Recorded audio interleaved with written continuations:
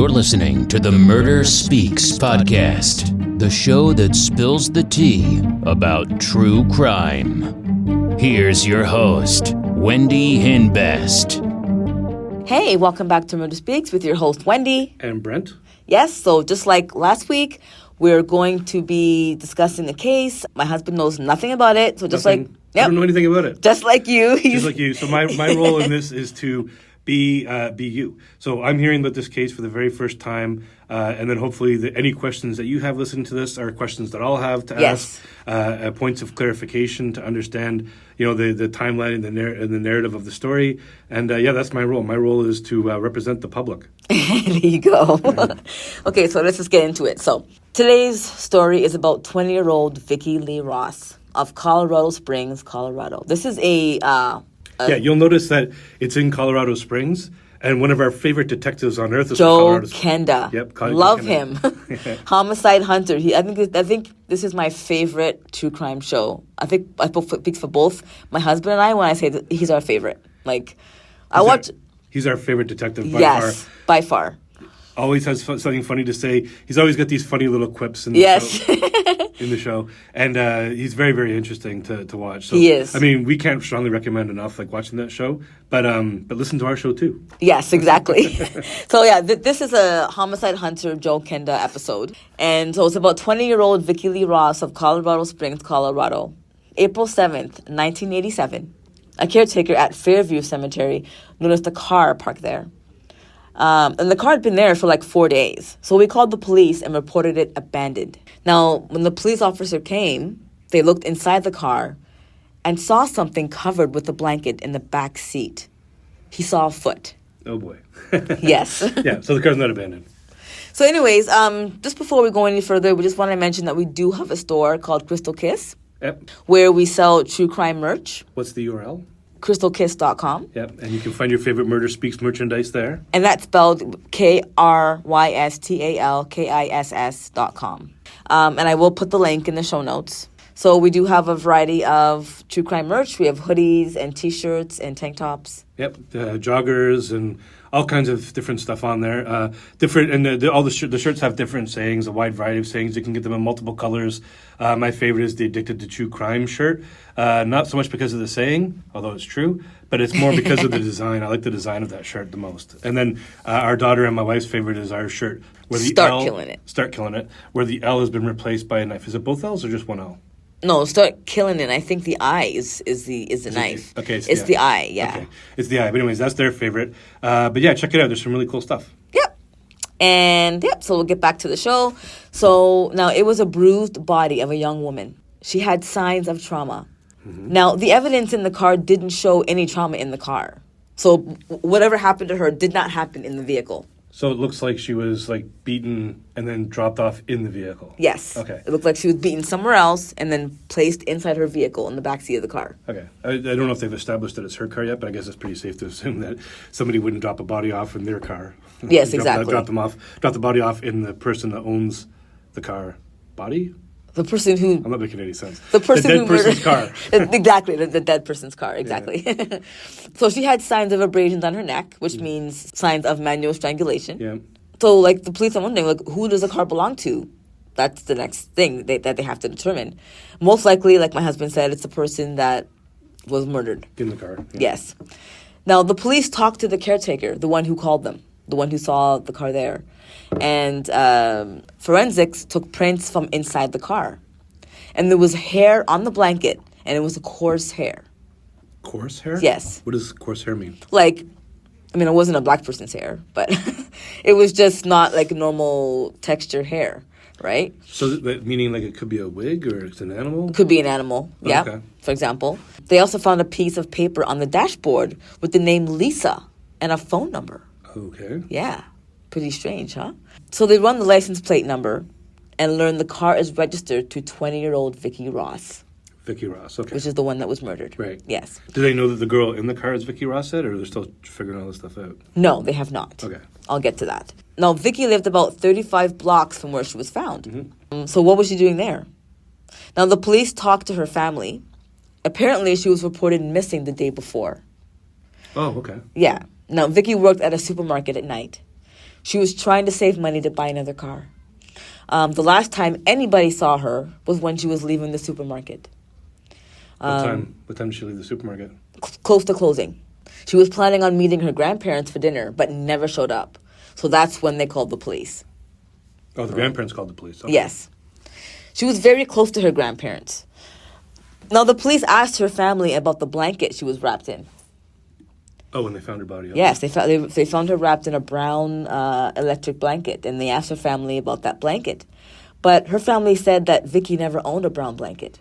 Anyway, so the family doesn't recognize the blanket anyway. Yeah, the family never recognized the blanket, so it might belong to the killer. Possibly. Now, the next day, the autopsy was done.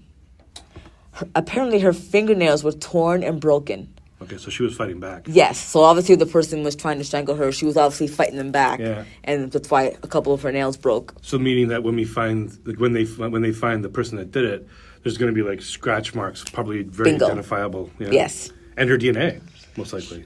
Maybe. Oh, wait, no, the killer's DNA is probably under her fingernails then. Maybe. Right. Yeah, so as you were saying, so yes, the suspect will probably have stretch marks on their body. Mm-hmm.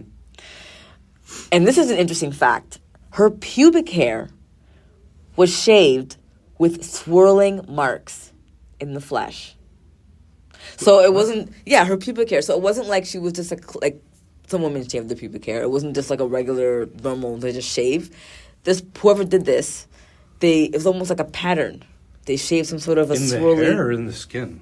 In her flesh. I guess they shaved her pubic hair down to the flesh. And then And there was swirly marks. Yeah. swirly marks in the hair. Yeah. It's weird. Okay, all right. In the flesh. So it was probably... Sorry, you keep on saying in the flesh. Does that mean that they carved something in the flesh? Well, that's what it said. Whoever shaved her, maybe they went down to the flesh. Maybe. That's what I'm thinking. But they said that it was performed with an electric shaver. Pubic hair shaved, and it seems like possibly like some type of like cutting maybe into the flesh even. Yes. Ugh. And it looked like it was done with an electric shaver. So she probably didn't do it herself, obviously. I don't know if it's obvious or not. I'm still confused a little bit as to what that is, but I guess we're not gonna find that. Well, I guess we'll see what the case says about that later. Yeah. So the time of death was sometime after 9 p.m. on April the 2nd, or early April 3rd. Vicki was described as an easygoing person. A couple of years before she died, her friends died in a car accident. And that's when Vicki started doing drugs. Mm. Yes. So she's doing drugs, I guess. Well, I guess this is an obvious point, doing the drugs because she's like dealing with the pain, I guess. But like, okay, so her friend, do we know how her friend died in the car? Was it like a drunk driver type thing, or was it like No, a massive car accident. That's all Just we a know is a massive massive car car accident? accident. Yeah. Unfortunately. So she probably got depressed. So she probably got depressed and sad, turned to drugs. But then she stopped doing drugs and started working 2 jobs. I guess she wanted to better herself. And, she didn't want to stay on drugs. She tried to, get in a better situation, right? Just by doing the 2 jobs, saving money for that car she wanted to Yes, buy. exactly. The police started to look at Vicki's old boyfriend, Hyung. Okay. So the boyfriend, ex-boyfriend or boyfriend? He was an ex-boyfriend. Named Hyung. Hyung, We're yes. assuming Asian, I guess, then, based on the name. Yeah, maybe Okay. he's Asian, not sure. Not that it matters. So, not that it matters, no. So, apparently he used to slap her around sometimes. Oh, And that her family matters. did not approve of their relationship at all. So, yeah, he's definitely a viable suspect. Right, yeah. So we got a history of violence here. Yes. He was her boyfriend while she was in rehab and even after she left rehab. So, the police talked to him. He had a bad attitude. And Joe Kenda when he's interviewing these people, right? Yeah. So he had a bad attitude. He tells police he was working. I mean, it's one thing to have a bad attitude. It's another thing to have a bad attitude when the police are interviewing you about your ex-girlfriend being killed. Like, that's the time that you sit down. Yeah, for real. Sit down, fully transparent, trying to, be as honest as possible, unless, of course, you're involved. And Yes. And then you might want to try and obfuscate and keep your mouth shut. But to give the cops bad attitude it's never going to work out. No, it's never going to work, especially with Joe Kenda. So the police talked to him, and he tells police that he was working all night at a local restaurant. So, of course, detectives follow up on his alibi. Right. And they learn that he never left the building the night Vicki was killed. Okay. All right. So it wasn't him. He had no time to kill Vicki. So they had to move on. Now, interesting, because when you're looking at these cases, every detective has said, like, we've heard this 1,000 times, like, if somebody shoots somebody from a distance or hits somebody with a car, it's usually like a crime where the person wants to be kind of like disconnected from the action. Yeah. Whereas when somebody is like strangled or beaten to death, like an overkill situation, it's usually a crime of passion. Yes, more emotional. Yeah. And then what's interesting here is that we've got what seems like a crime of passion, like the strangling somebody to death and then wrapping up in a car. And was the car found in a cemetery? Yeah. Like almost like kind of like laying them to rest in the cemetery themselves. So it seems like a crime of passion. So you're expecting that ex-boyfriend, but he's not. So I guess the next trick is to find out, is there any other boys or men in her life or somebody? While he was being interviewed by police, they asked him if he shaved her pubic hair. Or, no, he asked him if she shaved her pubic hair. Right, okay, that makes more sense. And I was like, why would her ex-boyfriend be shaving her pubic hair? I don't mean to laugh, I guess, if we shouldn't be laughing at murder cases, but... Yeah, so anyways, he said no, she didn't shave her pubic hair. He said she barely shaved her legs half the time. A piece of detail you just don't need to give to the cop. But. Yeah, I don't even know why he said that, but he said she didn't shave her legs half the time, even though he asked her to. But yeah, no, she didn't shave her pubic hair. So he tells police that Vicki was hanging out with her drug friends again, and any of them could have killed her. So the police learned that a black guy named Dave threatened Vicki because she owed him $10. Okay. $10, people. I was gonna say that if she was using drugs again, then yeah, now the most likely scenario is that she owed somebody money. I mean, $10. To kill somebody over $10 does seem unnecessary. I mean, it's probably an empty threat, but like I'm assuming that there's somebody out there who owes a lot more than $10. God, if this girl got killed over a $10 drug habit, I'm gonna lose it. All right. 10 days after Vicki was found dead in her car, the police called the phone number found on the dashboard for Lisa. Right. Yeah. Wait, they waited 10 days to call Lisa? I guess. I mean, they were doing other things. Like, they weren't just... It doesn't take that long to make a phone call, though. I don't know. Anyway, so they called her. She tells police that she saw Vicki the night of April 2nd. That's the day she died. That's the day she died. Well, April 2nd, April 3rd. But that was the last time anyone saw her alive. It was April... Well, that was the last time Lisa saw her alive. It was April 2nd at work. So she worked... So Vicki was working on April the 2nd. Mm-hmm. Lisa worked there, too? Yes. Okay. Then Lisa saw her leave work. She saw her leave work. Okay. It was almost closing time, and Vicki told Lisa she was going to a party. What? Yep. But Vicki was going to see her grandparents. She was supposed to go see her grandparents, but she never did that. Oh, she bailed on her grandparents, went to this party. She went to the party instead. Maybe to try and score drugs, if she's still using drugs. If she's still using, yeah. So, apparently Vicki was seen leaving the parking lot with a black male. Right, which could be... Could be Dave. Yeah, so the guy... Okay, I get it. Okay. So, the police tracked down Dave and talked to him. Dave tells investigators that Vicki dropped him off at home before she went to the party. So he didn't go to the party with her. So he says. That's what he says, yeah. So investigators then speak to the host of the party, which makes sense. Yeah, following up on everything. Yep. She tells investigators that Vicki was at the party and she was not with any black male. Okay, so she dropped Dave off. She did go to the party. I don't want to say a bad word, but this girl ditched her grandparents to go to a party? Like, oh my God. And the woman said, the host said that there was not any black males at all at the party. Oh. Yeah, so it was an all-white party. So investigators ask the host of the party how long Vicki was at the party for. Mm-hmm. And she says about maybe an hour or two. So she got off work at 9?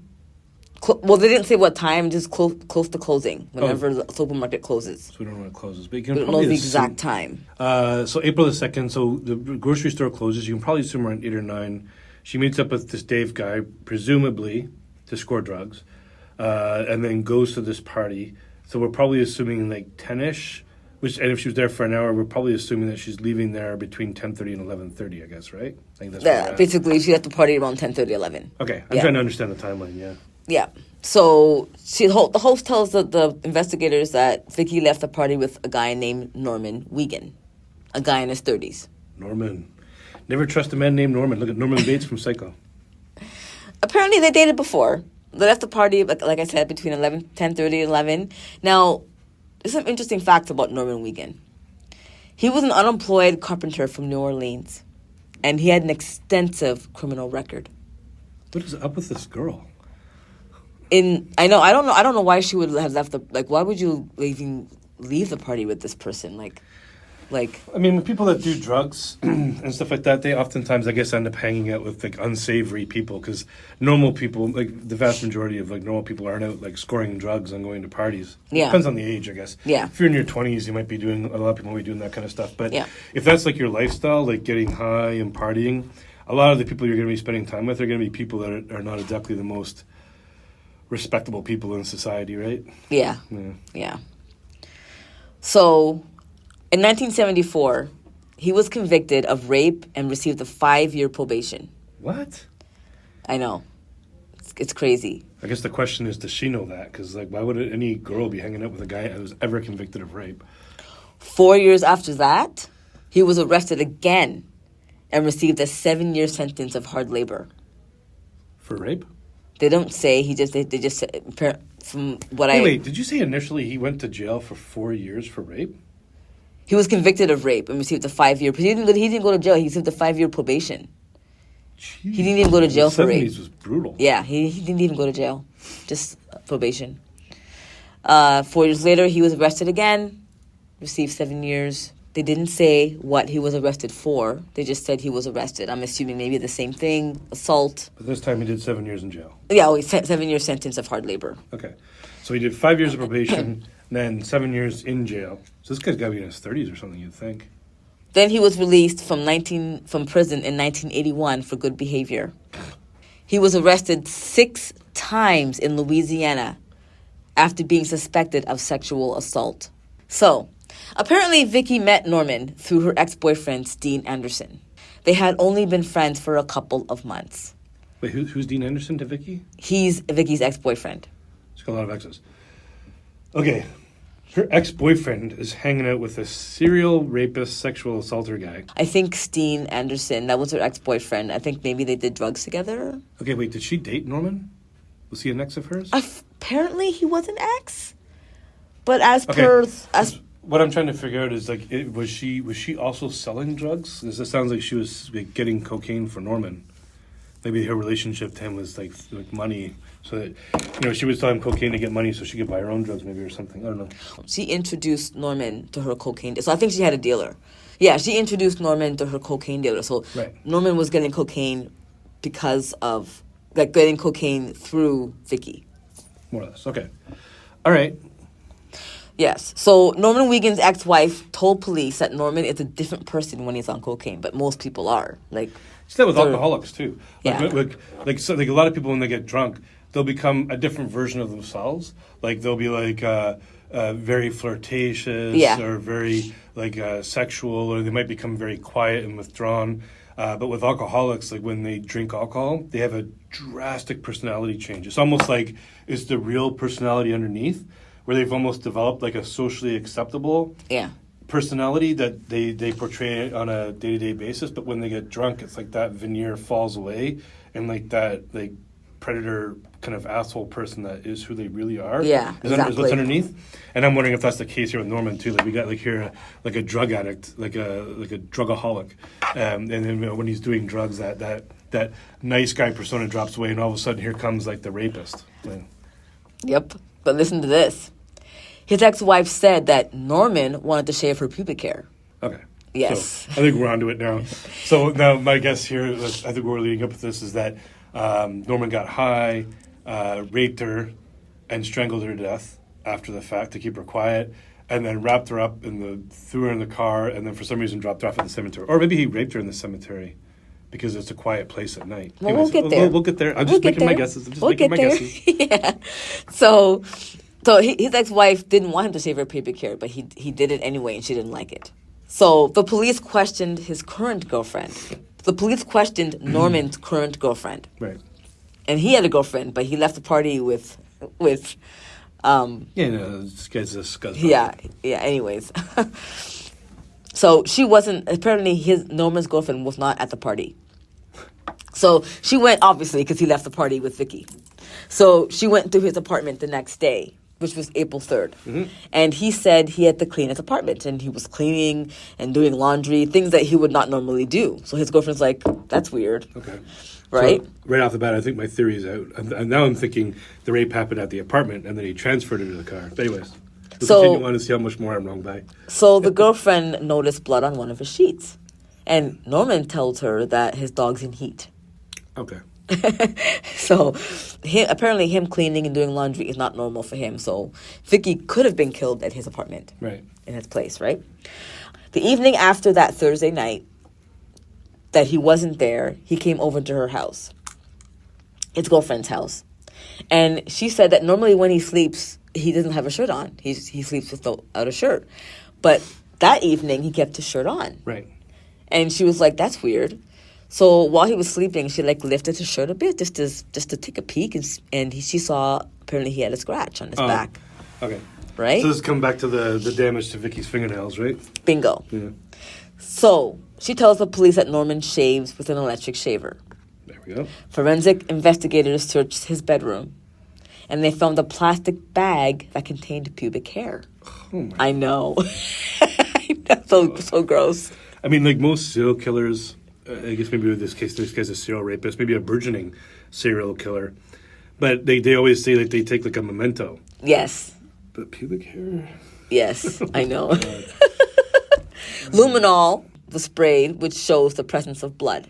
On the clippers? It just sprayed around the room. Okay. Right? And he had a waterbed, so the police removed the water from the waterbed, and they found a fingernail similar to Vicki Ross. In the water? I guess in the waterbed. I guess maybe they had to remove them when they removed the waterbed, because the waterbeds move. Maybe. No, because what I'm thinking is, how does the fingernail get inside the bed unless there's a hole in the bed? I don't know. Or maybe they just found it in the sheets while they were doing all that. Yeah. Anyway, so they found a fingernail. So they found the fingernail. And it belonged. They DNA tested it and found that it was hers. I'll get there. Okay. So they found a fingernail similar to Vicki Ross's. Oh, now, because of coloring? Because of the color and everything, right? Now, they were unable to match it to Vicki because she was already buried 6 feet under. Oh, what? No, it's very weird. Like, I would think that, I don't know how this works. When a person is murdered or dies suspiciously, do they not hold on to the body until they've solved the case to a certain extent? Well, you would think so, but in this case... I can understand if the case went cold, that they might gather all the information they can, release the body, let the family get the closure of the burial, the ceremony. But you would think, like, in a case like this where it's like an active investigation, that they wouldn't allow the body to be buried. I don't know. They didn't say at all that the case went cold, so I'm assuming maybe they just buried her right away. No, this all sounds like it's all happening in a fairly linear big pattern. From what I'm as getting. a part of the initial investigation Yes. without big breaks. Like, it's just weird. Yeah. The body would be buried already. You know what? I didn't even think about that. Like, while I was taking my notes and everything, I didn't even think about the fact that, why was she buried? Yeah. That's just a good question. I know with some religions, there's, and we're not judging religions, we're Christian ourselves, but in some religions they have like, you have to be buried within a certain period of time of death. So maybe there's a situation like that. But okay, very weird. Okay, anyway, so now the fingernail is really just circumstantial evidence at this point. Right now. Yeah. So the police questioned Norman, and he tells police that he went to the party and Vicki arrived and he talked to her. He tells them that he brought Vicki home, so now the police can now place her at his apartment because he told the police that he brought her home. Oh, right. So they can watch a movie. So now the police know that she was there, right? Okay, so now we've confirmed, he's already confirmed that she's there, so there's nothing left to prove. If she was there, that's almost definitely her fingernail. Don't even need to prove that at this point, really. Yes. They left the party together in Vicki's car. Right. Okay? So now, the police now know that she was definitely in his apartment. So he tells the police, and then they left the party around 10:30, 11 at that time. Yeah. Now the police can place her in his apartment between around 12:30, 1 o'clock in the morning on the 3rd. Okay? Right before she presumably was killed. Yes. Now he tells the police that Vicki told him that she was getting tired because she worked 2 shifts that day, so she wanted to go home. So apparently she left. Yeah, of course that's what he said. And so the police, now while they were questioning him, the police asked him to raise his shirt. But at that time, they didn't see any scratches. What? Which I was confused about because, I was confused about that too because earlier on, the girlfriend saw the scratch on his back. Wait, The girlfriend, when she saw the scratch, did she say what day that was? No, but that's what I'm saying. Like, so it could have healed. Had to have been a fairly minor scratch to heal that fast, unless he's got some kind of makeup or concealer. So, or something. yeah, that's what I was confused about too. Because even if it healed, there would still be like some kind of discoloration. You would think so, right? Discoloration where the scratch would have been. So she said she saw a scratch. So it could have just been one small scratch, maybe. And then maybe some time has passed when the police interviewed Norman, and then the scratch healed. Because they don't really say how many days from when the girlfriend saw the scratch and when they interviewed Norman. This case was in the 80s, right? It was 1987, yeah. Yeah, so I don't know if this is before DNA. I think DNA research or DNA testing could be done at that point, but I think that back then it would take weeks or months to do it. So I guess like the only way to prove anything at this point would be taking a sample of her under her fingernails and his skin and sending it in to see if it matches. Yeah. It's weird that it healed and there was no marks. Which is probably why she was buried so quickly, because maybe back then they didn't. Maybe now things are done differently now, where they wouldn't have buried the body that fast, but maybe back then it was different. That's true. Right? You got to think of the timeline, the time frame of things. Okay. Yes, exactly. So investigators felt that he killed Vicki, but they needed more proof. Obviously, you know, they're not gonna you can't just arrest somebody because you think that they did it, right? Right. So the police asked forensics to make a comparison to the fingernail found in Norman's bed to those of Vicki Ross. They asked who? For forensics. And the only way they can do that is to exhume Vicki's body. Right.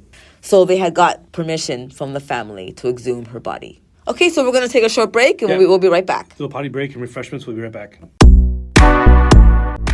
If you're looking for true crime merch with a great fit and feel, look no further. Crystal Kiss has a wide selection of clothes to brighten up your wardrobe. I like to wear clothes that make a fashion statement and says something about me. Like, our true crime and chocolate design describes me very well. I love chocolate and I love watching true crime, so they go hand in hand. Our hoodies are so soft and can be paired with one of our true crime joggers to make a super comfy outfit. Our true crime t-shirts fits true to size. For a night out, throw on a pair of heels and a crop top. Whatever you're doing, Crystal Kiss has you covered.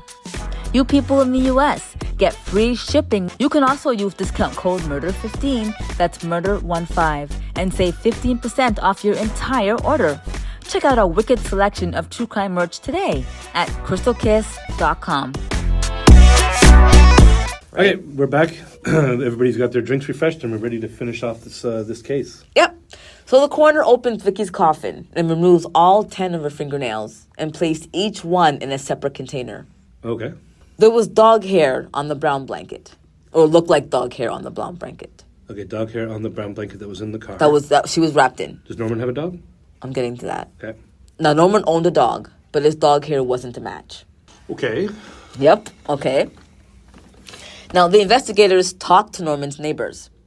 One of the neighbors tell police that they all share a common storage area that Norman has access to. Ew, okay. Oh, so he's at least smart enough to get a blanket from somebody else's apartment. And or store. Somebody else's blanket from the store.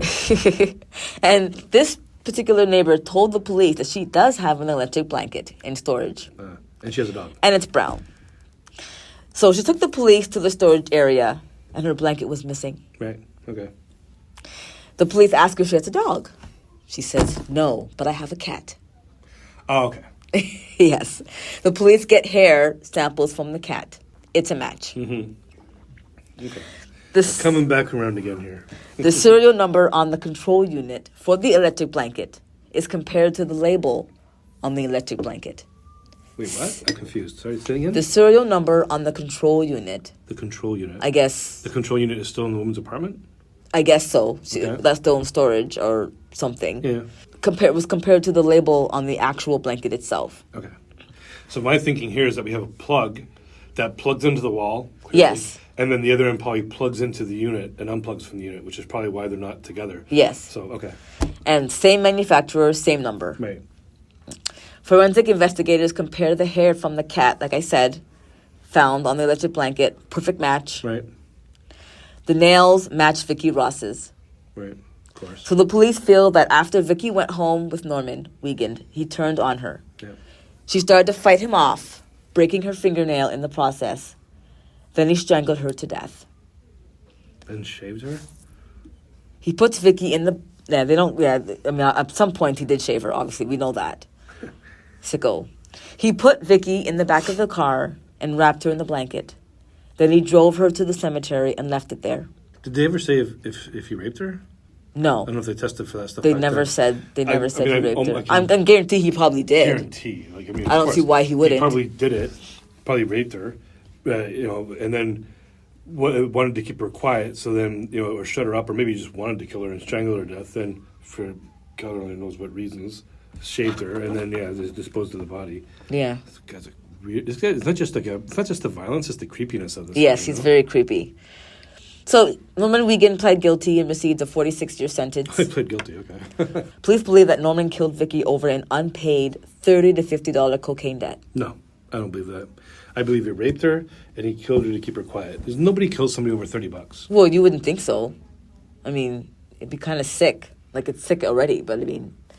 And you wouldn't kill somebody in your own apartment over a menial, actually probably any amount of money, but even especially a trivial amount of money. Yeah, I think he raped her. I think you're right. He killed her. He shaved her so he could hold on to the thing. I think maybe this might be. I wonder if this is like before cops had like a lot of information about serial killers, because what you're describing here is almost like a Paul Bernardo-esque. Well, maybe not quite that severe, but like a situation where he rapes, he murders, he takes a memento, he disposes. Yeah, he's disorganized. Like what they call like a disorganized killer who is like leaving evidence all over the goddamn place.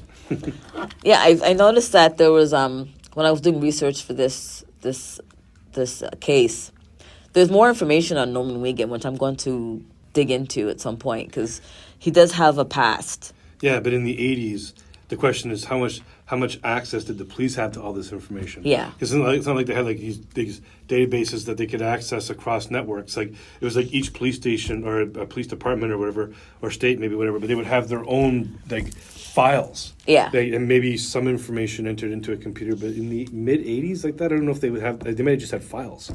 So like unless like there's no way that the police in this city or state would know anything about somebody in another state. But nowadays, with all that information being digitized and put on the internet, you can access all that information really quickly. So anyways, that's a go on with that. I'm interested now.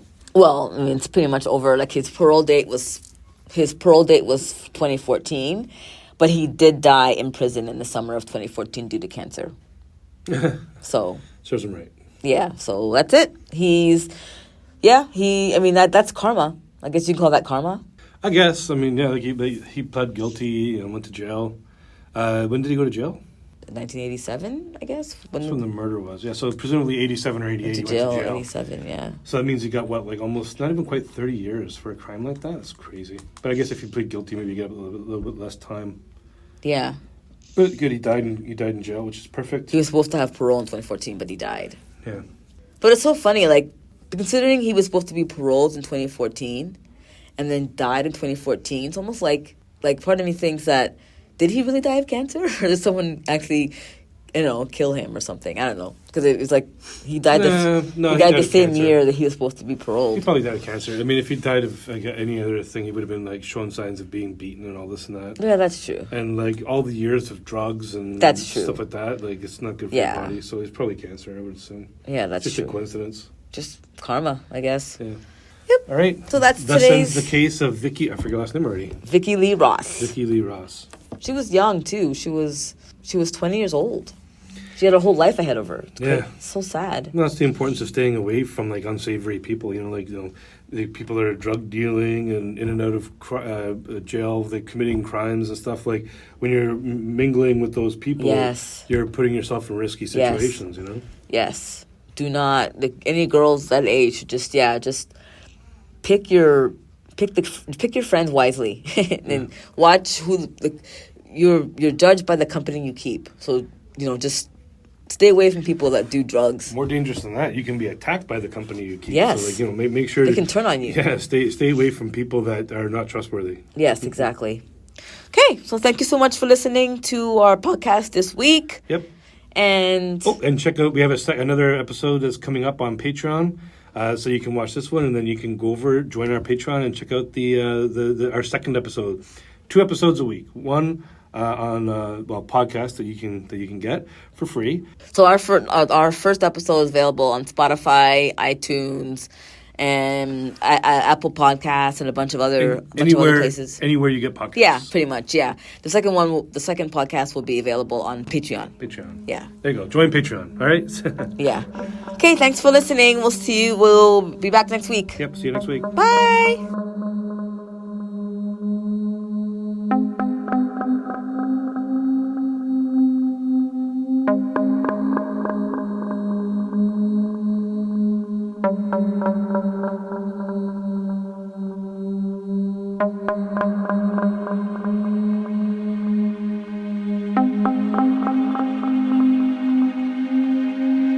Thank you.